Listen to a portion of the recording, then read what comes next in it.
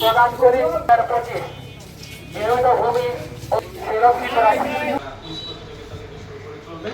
আমি আরেকটা ঘোষণা দিয়ে যাই যে পাঠ্যপুস্তক সেখানে যেন ভূমি সংক্রান্ত একটি চ্যাপ্টার হলো 2 মাস ব্যাপী এই উপজেলার প্রত্যেকটি স্কুল এবং কলেজে আমরা সেই শিক্ষার্থীদেরকে একটা সেশন গ্রহণ সহ তারা যাতে এই বিষয়গুলো পাশাপাশি সকলকে সাথে মানুষের মাঝে ভূমি সম্পর্কিত সাথে নিয়ে আমাদের ভূমি মেলা এটিও আমাদের একটি ইনোভেশন।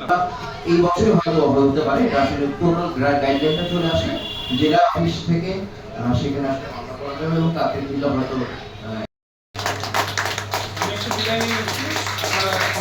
একজন অতিথির বক্তব্য শোনার সুযোগ হয়নি। আমি একটু প্রথমে অনুরোধ জানাচ্ছি আমাদের সম্মান